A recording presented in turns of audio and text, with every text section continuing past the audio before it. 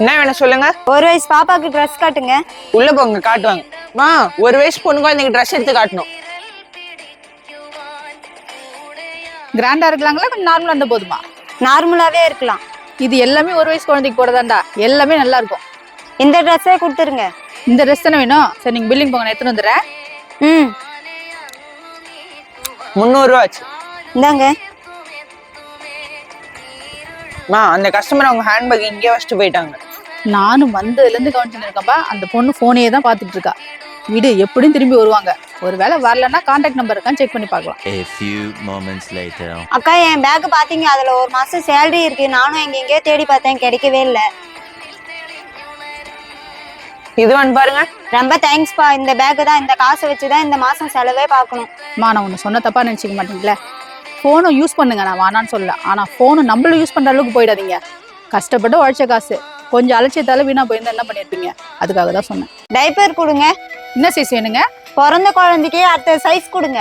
குழந்தைக்கு எத்தனை மாசம் ஆகுது? எஸ் வேணுமா எம் வேணுமா? மாசம் மாசம் உங்க கடையில தான் வாங்குறேன். இதை கூட ஞாபகம் வச்சுக்க மாட்டீங்களா?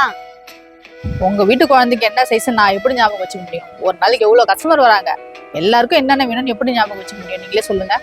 எம் சைஸ் ஒட்டுறது கொடுங்க. எம் சைஸ் டைப்பர் இங்க ஸ்டாக் இல்லை, நான் போய் எடுத்துட்டு வந்துடுறேன்.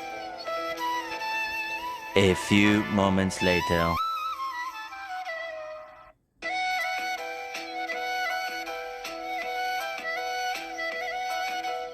சாரி, போய் ஸ்டாக் எடுத்து கொஞ்சம் லேட் ஆயிடுச்சு. கஸ்டமர் நிறைய பேர் வந்தா ஊர்க்காரங்களை மறந்துட்டீங்களா? இந்தாங்க காசு. யாருமா அவங்க? யாரு இவங்களா? இவங்க நம்ம தெருவில் தான் இருக்காங்க. ஏமா இப்படி பேசிட்டு போறாங்க? விடு, ஒரு நாளைக்கு நம்ம கடைக்கு எத்தனை கஸ்டமர் வராங்க, ஒவ்வொருத்தவங்க ஒவ்வொரு மாதிரி இருக்காங்க. இதெல்லாம் மைண்ட்ல ஏத்திட்டு இருந்தா நம்ம குழப்பு தான் கேடும். உங்க பிள்ளை எந்த காலேஜ் சேர்க்கலாம்னு முடிவு பண்ணி வச்சிருக்கீங்க? எந்த காலேஜா, எந்த கோர்ஸ்னு இன்னும் முடிவு பண்ணல. இன்னுமா முடிவு பண்ணாம இருக்கீங்க? அதான் +2 ரிசல்ட் தான் வந்துருச்சு இல்ல. அவன் எடுத்த மார்க்குக்கு சீட் எங்க கிடைக்குதோ நல்ல காலேஜை பார்த்து சேர்த்து விட வேண்டியதானே? அங்கதான் பிரச்சனையே ஆரம்பிச்சது. அவன் ஒண்ணு படிக்கணும்னு சொல்றான், சொந்தக்காரங்க ஒண்ணு படிக்கணும்னு சொல்றாங்க. அதானே பார்த்தேன். எங்கடா இன்னும் நீங்க இதை சொல்லலையேன்னு நினைச்சேன். அவனுக்கு பிடிச்சதானே அவன் படிக்கணும், சொந்தக்காரங்க பிடிச்சது அவன் ஏன் படிக்கணும்? சொந்தக்காரங்க சொல்றது கேட்கலன்னா யாரும் எங்க கிட்ட பேசவே மாட்டாங்க. ஏன் தான் நீங்க எல்லாம் இப்படி இருக்கீங்கன்னு எனக்கு தெரியல. இது அவன் லைஃப் தானே, அவனுக்கு எதுல இன்ட்ரெஸ்ட் இருக்கோ அதுலயே படிக்க வைங்க. ஒருவேளை நீங்க சேர்த்து ஒரு கோர்ஸ் அவனுக்கு பிடிக்கலன்னா அவன் லைஃபே ஸ்பாயில் ஆயிடும். பரவாயில்லையா? இந்த காலத்து பசங்களுக்கு எது நல்லது எது கெட்டதுன்றது நல்லாவே தெரியும். இது அவங்க லைஃப் தானே, அவங்கள வாழ விடுங்களேன். தம்பி, செப்பல் வேணும். பிராண்டடா வேணுமா இல்ல சாதாரணமா வேணுமா? சாதாரண செப்பலே போதும்பா. திடீர்னு காலில் இருந்த செப்பல் அறுத்துக்குச்சு. காயிற வெயில்ல தரையில காலை வைக்கவே முடியல. நீங்க உள்ள போங்க, எடுத்து தருவாங்க. A few moments later. செப்பலை கவர்ல போட்டு தான் கொடுத்துருக்கேன். 70 ரூபா மட்டும் வாங்கிக்கோ. 70 ரூபா ஆச்சு. வேணாம்ப்பா, நான் அப்புறம் வந்து வாங்கிக்கிறேன். ஏன் செப்பல் வேணாம்னு சொல்றீங்க? நீங்க தான் வெளியே வெயில்ல காலே வைக்க முடியலன்னு சொன்னீங்களே. இல்ல, என்கிட்ட 50 ரூபா தான் இருக்கு. பரவாயில்ல, இருக்கிற காசு கொடுங்க. வேணாம்ப்பா, அம்மா ஏதாவது சொல்ல போறாங்க. அதெல்லாம் ஒன்றும் சொல்ல மாட்டாங்க, நீங்க கொடுங்க. ரொம்ப தேங்க்ஸ்ப்பா, நான் வரேன்.